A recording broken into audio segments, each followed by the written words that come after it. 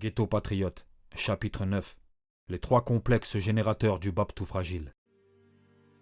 Les Blancs se sont eux-mêmes mis hors humanité. Maryse Duhamel.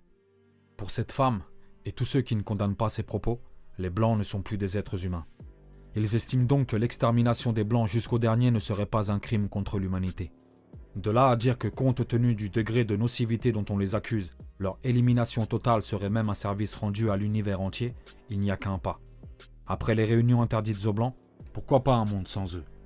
Quand vous vous culpabilisez, ce n'est pas votre faute que vous détestez, mais bien vous-même. Anthony de Mello. À part les racistes anti-blancs, il n'y a que les Blancs qui ont la haine de soi pour accepter les propos tenus par Maryse. Des Blancs que la culpabilisation et le chantage ont conduit à la soumission, et au besoin irrépressible de se donner bonne conscience en faisant preuve d'une perpétuelle repentance. Il est très important d'entretenir la mémoire de notre histoire dans l'espoir que les générations futures n'oublient pas. Mais cela devient un problème lorsqu'elle est confisquée par une clique à l'esprit revanchard, qui s'en empare pour imposer sa vision racialiste des faits historiques. Une vision très discutable que le système érige en devoir de mémoire. Marek Alter a dit « Se pourrait-il que le devoir de mémoire nourrisse toutes les vendettas ?» Oui Marek, le devoir de mémoire nourrit toutes les vendettas contre un ennemi commun, les Blancs.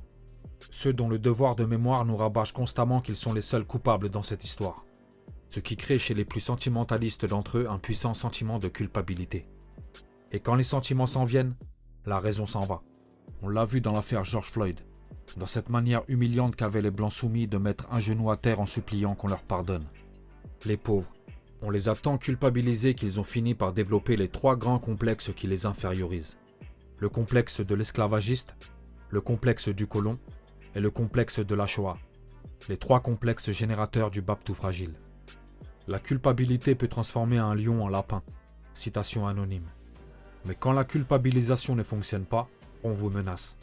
Ceux qui ne tombent pas dans le piège des émotions et qui ont raison gardée subissent un ignoble chantage. Le chantage à l'antisémitisme, au racisme ou à l'islamophobie, c'est selon. L'inquisition mémorielle compte sur la peur pour maîtriser les Blancs réfractaires. Et ça marche aussi.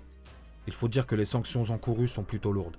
Cela peut coûter son emploi, sa carrière, salir son image et détruire sa réputation, nuire à son couple et à sa vie de famille, mener en prison et au paiement d'amendes conséquentes, priver de toute perspective d'avenir et de vie normale. Dans certains cas, cela peut même vous coûter la vie. C'est la solution finale. Car là où certains se contentent, pour l'instant, de la mort sociale de l'individu désigné, chacun sait qu'une partie des musulmans réclame la mort tout court. La décapitation en pleine rue de Samuel Paty illustre cette mentalité. Samuel Paty, ce martyr de la liberté d'expression dont tous les professeurs, avec l'appui d'une majorité des parents d'élèves, ont refusé de donner son nom à leur collège. Ceci nous donne la mesure du niveau de soumission auquel nous sommes tombés.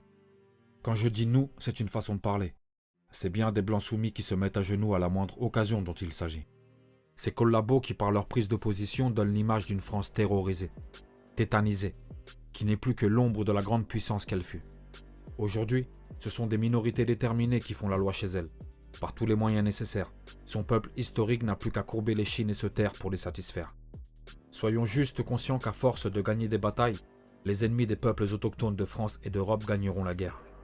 Giacomo Leopardi a dit « Tout comme les individus, les peuples ne font jamais rien s'ils ne sont pleins d'eux-mêmes, d'amour de soi, d'ambition, d'estime de soi et de confiance en soi. » Dans ce contexte de haine croissante, il est temps que les Blancs se libèrent du poids de cette vision de l'histoire qui les accable.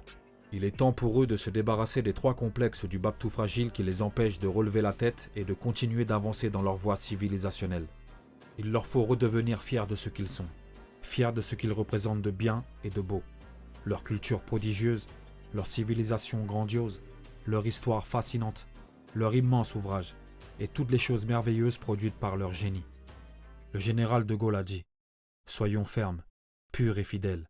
Au bout de nos peines, il y a la plus grande gloire du monde, celle des hommes qui n'ont pas cédé. »